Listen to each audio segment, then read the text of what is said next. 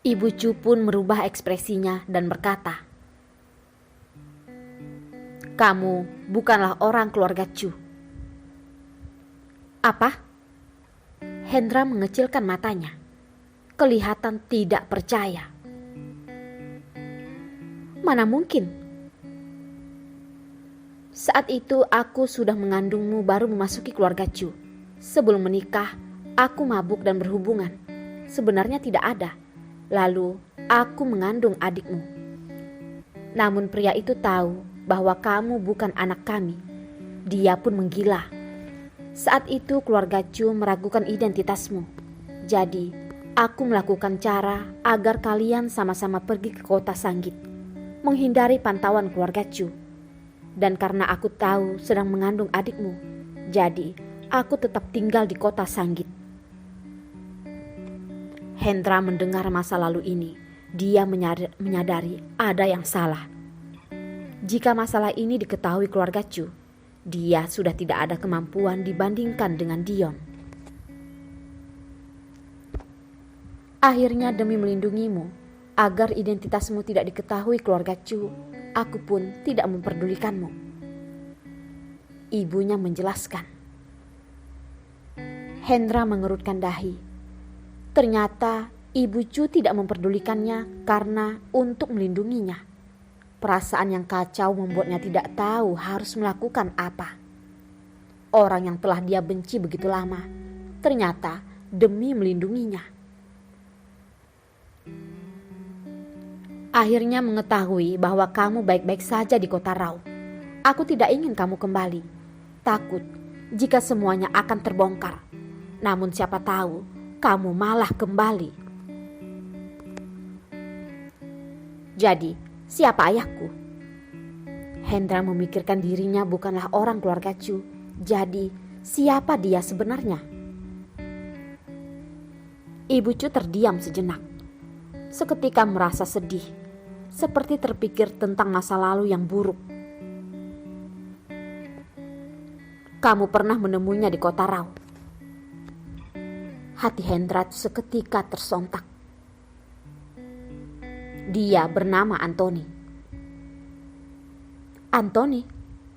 Ternyata adalah Anthony." Hendra seketika tidak dapat menerima bahwa ayah kandungnya adalah Anthony. Anthony membantu Dion menghalangi dirinya merebut Cindy. Dan Cindy adalah keponakan Anthony, yang berarti mereka ada hubungan keluarga. Cindy adalah adik sepupunya. Hendra seketika tidak dapat menerima, menggelengkan kepala. "Kamu berbohong, kamu berbohong." Ibu Chu tidak mengira Hendra akan bereaksi sebesar ini. Menurut yang dia lacak, Anthony dan Hendra tidak ada dendam. "Ya, itu adalah kebenaran. Aku memberitahumu agar jika keluarga Chu menyuruhmu mengecek DNA, kamu harus bersiap-siap. Ini adalah rambut adikmu. Kamu seharusnya tahu harus melakukan apa." Ibu Chu meninggalkan sebuah kantong plastik di bawah cangkir kopi, lalu pergi. Saat ini melihat keadaan Hendra, dia sangat memerlukan waktu untuk menenangkan diri. Sebagai ibu Hendra, dia tetap mengerti putranya. Orang yang dicintai begitu lama ternyata adalah adiknya. Membiarkan Cindy dengan Dion membuatnya sangat tidak rela. Apakah Anthony sudah tahu dari awal?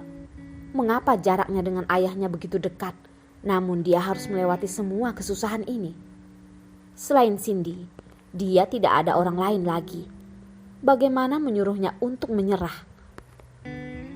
Asalkan menutup semua rahasia ini, Ibu Chu tidak ada mengatakannya. Tidak mengenal Anthony, maka dia masih ada kesempatan dengan Cindy. Ingin dia melepaskan Cindy karena masalah ini, itu tidak mungkin.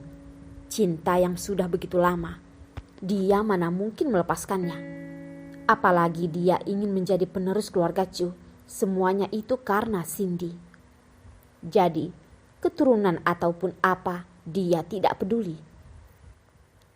Hendra yang melewati keraguan pun dengan cepat menekatkan hati. Dia perlahan mengangkat kepala, melihat langit kota Sanggit yang biru dan kemegahan rumah keluarga Chu. Tempat ini akan menjadi miliknya. Dia pun mengambil plastik itu lalu pergi. Tidak ada yang bisa menghentikannya. Anthony sudah berada di penjara selama 5 hari. Di kamar penjara itu hanya ada dia seorang, dijaga dengan ketat. Namun Anthony hanya kacau saat pertama kali ditangkap. Setelah itu, dia sudah kembali tenang. Kadang melihatnya sedang berjalan di kamarnya yang kecil. Pria ini kelihatan lembut, namun inilah yang mengerikan. Ada banyak tato di tubuhnya. Orang seperti inilah yang menyimpan banyak strategi. Anthony sama sekali tidak tergesa, walaupun dia tahu bahwa ada orang yang ingin menghabiskannya. Namun dia tidak ada bukti. Benar, tidak ada bukti. Awalnya Anthony masih tidak berhenti berpikir ada bukti apa yang diketahui orang itu. Orang sepertinya, walaupun berhati-hati, pasti ada saatnya tertangkap. Namun saat pengadilan, Anthony pun mengetahui segalanya. Orang ini tidak akan membiarkannya begitu saja. Tidak ada bukti yang cukup, namun ini jelas mereka ingin menahannya. Tapi tujuan aslinya dia tidak tahu. Jika orang ini memiliki bukti, pasti akan secepatnya membuka pengadilan. Bagi orang yang ingin menahannya, ini bukanlah masalah besar. Namun karena dia tidak berhubungan dengan orang luar, jadi pemikiran Anthony tidak terjawabkan.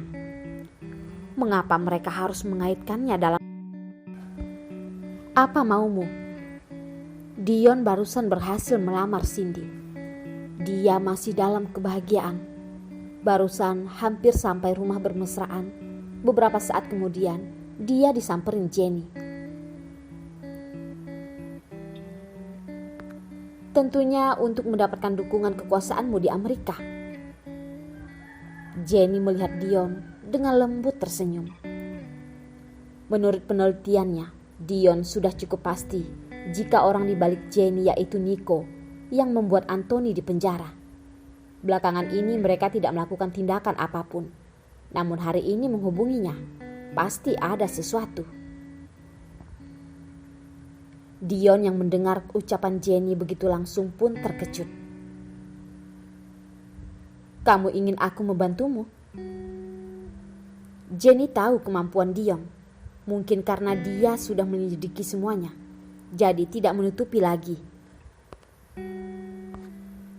Kamu seharusnya tahu, aku yang menjadi penerus keluarga mendapat banyak penghalang dari para petua. Ditambah jika aku bersama dengan Nico.